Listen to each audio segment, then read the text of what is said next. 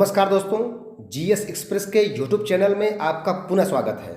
आज हम लोग मध्यकालीन भारत के सीरीज नंबर 5 को लेकर के उपस्थित हुए हैं, जिसमें टॉपिक होगा सैयद एवं लोदी वंश।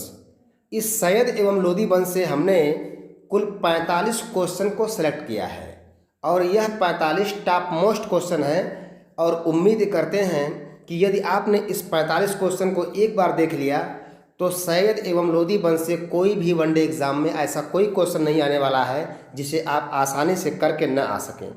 तो चलिए बिना समय व्यर्थ किए हम लोग अपने क्वेश्चन की शुरुआत करते हैं। क्वेश्चन नंबर 1 हमने लिया है कि सैयद वंश का संस्थापक कौन था। तो सैयद वंश का संस्थापक कौन था? संस्थापक था खिज्र खां। कौन था? खिज्र खां था। और आप सभी को मालूम है कि खिज्र खां ने कोई सुल्तान की उपाधि को धारण नहीं किया था, बल्कि यह तैमूर के पुत्र शाहरुख को अपना प्रतिनिधि मानता था और यह तैमूर का मुँह बोला बेटा था और उसी को वार्षिक नजराना भी भेजता था। और इसने रैयत ए आला की पदवी को धारण किया था। कौन सी पदवी को? रैयत ए आला की पदवी को धारण किया था। आइए क्वेश्चन नंबर 2 की शुरुआत करते हैं। क्वेश्चन नंबर 2 हमने लिया है कि सैयद वंश की जानकारी का एकमात्र स्रोत है। तो सैयद वंश की जानकारी का एकमात्र स्रोत तारीख ए मुबारक क्या है?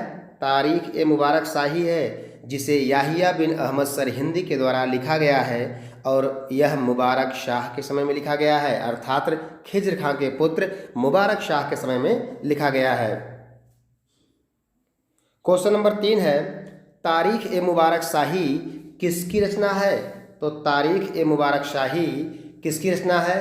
तो 4 ऑप्शन आपको इसमें दिया हुआ है, याहिया बिन अहमद सरहिंदी, कुतबी और फिरदौसी। तो अभी मैंने आपको आंसर बताया था कि यह तारीख ए मुबारक शाही याहिया बिन अहमद सरहिंदी की रचना है। क्वेश्चन नंबर 4 की तरफ बढ़ते हैं। तारीख ए मुबारक शाही किस सुल्तान को समर्पित है? तो तारीख ए मुबारक शाही सुल्तान मुबारक शाह को समर्पित है, अर्थात सी वाला ऑप्शन आपका। क्वेश्चन नंबर 5 है, सैयद वंश का अंतिम शासक कौन था? तो सैयद वंश का अंतिम शासक कौन था, इस पर ध्यान देना है। 4 ऑप्शन आपको दिया हुआ है, खिज्र खां, मोहम्मद शाह, मुबारक शाह और आलम शाह। तो आलम शाह यह शासक है जिसने 1445 से लेकर के 1451 तक शासन किया था और उसके बाद अपने राज सिंहासन को अपने ही गवर्नर बहलोल लोदी को सौंपकर स्वयं बदायूं ऐश करने चला गया।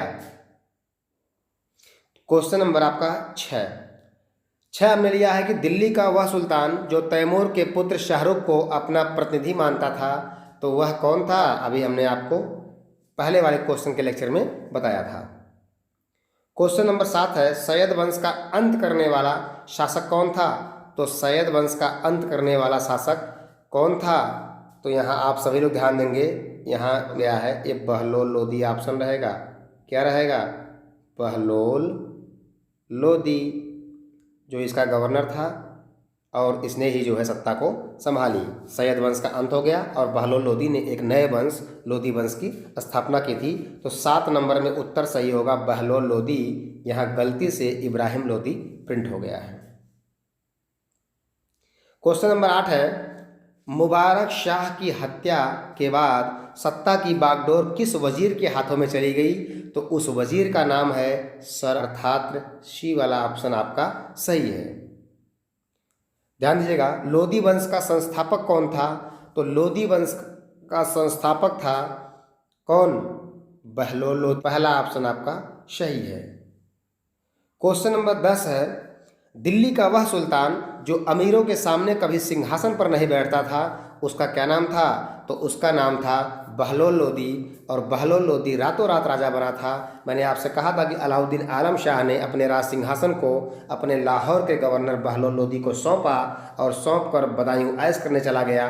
तो इसलिए यह अमीरों के सामने कभी सिंहासन पर नहीं बैठता था, अमीर वर्ग उससे नाराज न हो और यह अमीरों से दोस्ताना संबंध को बनाए रखता था। मानो ऐसा प्रतीत होता था कि यह कोई सुल्तान ना होकर के बल्कि उन्हीं अमीरों में से एक अमीर हो। तो 10 का ए वाला ऑप्शन आपका सही है। क्वेश्चन नंबर हमने 11 लिया है, बहलोली नामक सिक्का किसने चलवाया था? तो बहलोल लोदी ने चलवाया था। ए वाला ऑप्शन आपका सही है। क्वेश्चन नंबर आपका 12 है, पानीपत के युद्ध में बाबर ने किसे पराजित किया था? तो इब्राहिम लोदी को परास्त किया था। सी वाला ऑप्शन आपका सही है। जब हम आप लोग आएंगे मुगल साम्राज्य में तो हम इसके विस्तार को करेंगे। फिलहाल थोड़ा विस्तार कर दे रहे हैं कि पानीपत का जो प्रथम युद्ध हुआ था वह 21 अप्रैल 1526 को हुआ था। कब हुआ था? 21 अप्रैल 1526 को हुआ था और यह बाबर और इब्राहिम के बीच हुआ था। इस युद्ध में बाबर ने तुलगुमा पद्धति को अपनाया था, तुलगुमा युद्ध नीति को अपनाया था। पहली बार बाबर के द्वारा तोपों का प्रयोग किया गया था और बाबर ने इस युद्ध को जीतने के बाद कलंदर की उपाधि को धारण किया था। तो ये रहा पानीपत का राज। क्वेश्चन नंबर 13 की तरफ पढ़ते हैं हम लोग। क्वेश्चन नंबर 13 है, युद्ध क्षेत्र में मरने वाला दिल्ली का एकमात्र सुल्तान कौन था? तो युद्ध क्षेत्र में मरने वाला दिल्ली का एकमात्र सुल्तान था इब्राहिम लोदी। कौन? इब्राहिम लोदी। सी वाला ऑप्शन आपका सही है। क्वेश्चन नंबर 14 आपका है, भारतीय संगीत पर लिखा गया पहला ग्रंथ लज्जत ए सिकंदरी था। कौन था? लज्जत ए सिकंदरी था। तो ए वाला ऑप्शन आपका है लज्जत ए सिकंदरी।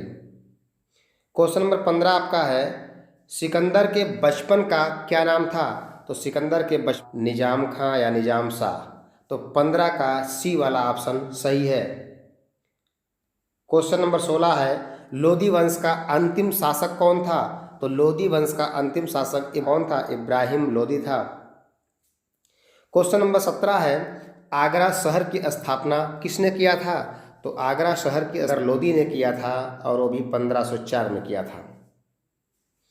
क्वेश्चन नंबर 18 है, आगरा शहर की स्थापना कब की गई थी? तो आगरा शहर की हमने बताइए आप लोग 1504 में की गई थी। क्वेश्चन नंबर 19 है, आगरा को राजधानी किस सुल्तान ने बनाया था? तो भाई जो बसाएगा वो पहले राजधानी बनाइएगा, सिकंदर लोदी। तो सिकंदर लोदी ने यहाँ बनाया था। ध्यान इस पर देना है कि आगरा को राजधानी किस सुल्तान ने बनाया था? तो सिकंदर लोदी ने बनाया था। क्वेश्चन नंबर 20 है, खुम्स में हिस्सा किस शासक ने नहीं लिया था? तो सिकंदर था। कौन नहीं लिया था? सिकंदर लोदी ने नहीं लिया था। क्वेश्चन नंबर 21 है, मुसलमानों को ताजिया निकालने पर रोक लगा दिया था। तो मुसलमानों को सिकंदर लोदी ने ही लगाई थी। क्वेश्चन नंबर 22 है, दिल्ली सल्तनत के किस सुल्तान ने हिंदुओं को यमुना नदी में नहाने पर रोक लगा दिया था? तो वह भी सुल्तान ही था। इसने हिंदुओं को यमुना में नहाने पर प्रतिबंध लगा दिया था। क्वेश्चन नंबर 23 है, मुस्लिम महिलाओं को संतों एवं पीरों की मज़ारों पर जाने से किसने रोक लगाई थी? तो वह सुल्तान लोदी। क्वेश्चन नंबर 24 है, मुबारकाबाद नगर की स्थापना किसने किया था? तो मुबारकाबाद नगर की स्थापना किया था। ए वाला ऑप्शन आपका सही है। क्वेश्चन नंबर 25 तरफ बढ़ते हैं। जो लोग हमारे चैनल पे पहली बार देख रहे होंगे उनसे अनुरोध है कि वो चैनल पर पहली बार अगर विजिट किए हैं तो चैनल को सब्सक्राइब कर लें और शेयर करना ना भूलें। यदि वीडियो आपको अच्छा लगा तो लाइक ज़रूर करें। क्वेश्चन नंबर 25 है, दिल्ली सल्तनत का कौन सा सुल्तान हिंदू स्वर्णकार माँ का बेटा था? तो हिंदू स्वर्णकार माँ का बेटा एक बहुत ही इंपॉर्टेंट क्वेश्चन है। इसका उत्तर होगा सिकंदर लोदी। कई बार तो ये क्वेश्चन नेट में पूछा गया है, ध्यान दीजिएगा, नेट का भी क्वेश्चन है। क्वेश्चन नंबर आपका 26 है, दिल्ली सल्तनत का कौन सा सुल्तान शहनाई सुनने का बहुत शौकीन था? तो शहनाई सुनने का बहुत शौकीन था सिकंदर लोदी, इसलिए बी वाला ऑप्शन आपका सही होगा। जिस क्वेश्चन में व्याख्या की जरूरत नहीं है उसमें हम व्याख्या नहीं कर रहे हैं। बाकी अगर कहीं से आपको प्रॉब्लम होती है तो आप कमेंट बॉक्स में बताएं, हम आपकी व्याख्या ठीक है आपको कमेंट के माध्यम से पहुंचा देंगे। ध्यान दीजिएगा, दिल्ली के किस सुल्तान ने सिकंदरी गज का प्रचलन किया था? तो वो था सिकंदर लोदी ने भूमि की पैमाइश के लिए सिकंदरी गज का प्रचलन करवाया था, जो 32 अंकों वाला था। ठीक है, नेक्स्ट क्वेश्चन आपका है, दिल्ली का कौन सा सुल्तान अपने सरदारों को मकसद ए अली कहकर पुकारता था? तो वो था बहलोल लोदी अपने सरदारों को मकसद ए अली कहकर पुकारता था।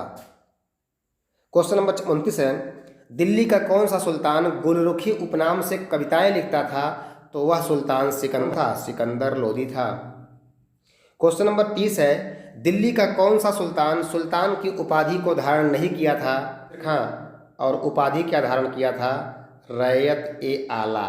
हमने आपको पहले क्वेश्चन में बताया था कि खिज्र खां ने सुल्तान की पदवी को न धारण करके बल्कि रैयत ए आला की उपाधि को धारण किया था। क्वेश्चन नंबर आपका 31 है, रैयत ए आला की उपाधि को दिल्ली के किस सुल्तान ने धारण किया था? तो डी वाला ऑप्शन देखिए हमने इस पर रखा भी है, वाला ऑप्शन आपका होगा खिज्र खां। क्वेश्चन नंबर 32 आपका है, मुबारक शाह के बाद सिंहासन पर कौन बैठा? तो मुबारक शाह मोहम्मद बिन फरीद मोहम्मद शाह की उपाधि के साथ दिल्ली के सिंहासन पर बैठा था, इसलिए ए वाला ऑप्शन आपका सही होगा। क्वेश्चन नंबर 33 में लिया है, निम्न राजवंशों में से कौन सा एक अफगानों के द्वारा स्थापित किया गया था? तो वो 5 राजवंशों में से एकमात्र राजवंश जिसे हम लोदी ये अफगानों या पठानों के द्वारा स्थापित किया गया था। क्वेश्चन नंबर आपका 34 है, बहलोल लोदी सुल्तान बनने से पहले किस प्रांत का गवर्नर था? हमने की थी लाहौर का गवर्नर था। क्वेश्चन नंबर 35 है, बहलोल लोदी का मकबरा निम्न में से किसके द्वारा बनवाया गया था? तो बहलोल लोदी का मकबरा उसके पुत्र सिकंदर लोदी के द्वारा बनवाया गया था। किसके द्वारा? सिकंदर लोदी के द्वारा बनवाया गया था। ध्यान रखिएगा, इसमें आपका सही होगा। क्वेश्चन नंबर आपका 36 है, दिल्ली का कौन सा शासक अपने को तैमूर के पुत्र शाहरुख का प्रतिनिधि मानता था? तो वो था खिज्र को वार्षिक नजराना भी भेजता था। अगला है 37 नंबर, सिकंदर लोदी का मकबरा किसके द्वारा बनवाया गया? तो सिकंदर लोदी का मकबरा उसके पुत्र इब्राहिम के द्वारा बनवाया गया, अर्थात सी वाला ऑप्शन आपका सही है। क्वेश्चन नंबर 38 है, बहलोल लोदी के समय में जौनपुर के किस शासक ने आक्रमण किया था? तो आक्रमण किया था किसने? मोहम्मद शाह सरकी ने बहलोल लोदी के समय में आक्रमण किया था। ध्यान दीजिएगा, मोहम्मद शाह सरकी ने भी आक्रमण किया था और बाद में हुसैन शाह सरकी ने भी आक्रमण किया था, क्योंकि महमूद शाह सरकी दिल्ली पे आक्रमण किया था और हुसैन शाह सरकी जो है आक्रमण किया था चंदावर पर, और दोनों से बहलोल लोदी का युद्ध हुआ था। थोड़ा ऑप्शन रखने में मिस्टेक हो गई है, लेकिन मैं आपको व्याख्या बता दे रहा हूँ कि क्वेश्चन मेरे द्वारा ही बनाया गया था, ऑप्शन को मैंने ठीक चेक नहीं किया। ध्यान दीजिएगा, बहलोल लोदी के समय में जौनपुर के सुल्तान ने आक्रमण किया था। तो पहली बार मोहम्मद शाह सरकी ने आक्रमण किया, फिर उसके बाद जब अगला शासक हुआ हुसैन शाह सरकी, तो इसने भी चंदावर पे आक्रमण किया था और बहलोल लोदी के समय में ही आक्रमण किया था। और इसी को जब बहलोल लोदी ने परास्त किया, अर्थात हुसैन शाह को जब परास्त किया, तो यहाँ पर अपने पुत्र बारबक शाह को शासक नियुक्त कर दिया था, अर्थात जौनपुर को दिल्ली सल्तनत में हुसैन शाह सरकी के समय में मिला लिया गया था।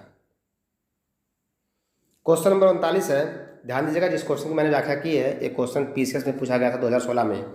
तो एक क्वेश्चन यही आया था कि जौनपुर के किस सुल्तान के समय में, जौनपुर के किस शासक के समय में जौनपुर को दिल्ली में मिला लिया गया? तो हुसैन शाह सरकी के समय में। क्वेश्चन नंबर 39 है, दिल्ली के किस सुल्तान ने अमीरों के द्वारा किए गए गबन की जांच करवाई और उन्हें दंडित किया? तो वो कौन था? सिकंदर लोदी।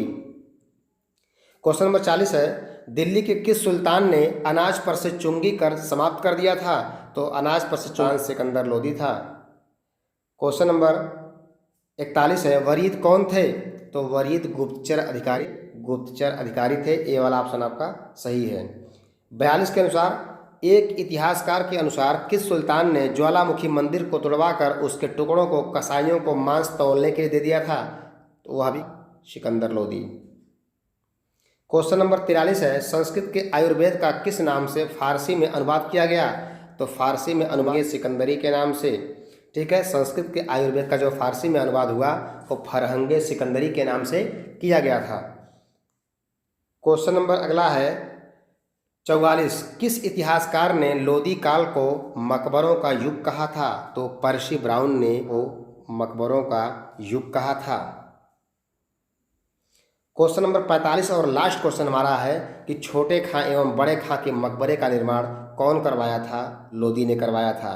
दोस्तों, यदि वीडियो आपको अच्छा लगा हो तो लाइक और शेयर करना ना भूलें और नेक्स्ट वीडियो के लिए आप इंतजार करें। हम जल्द ही आपको नेक्स्ट वीडियो अवेलेबल कराएंगे। Thank you. जय हिंद, जय भारत।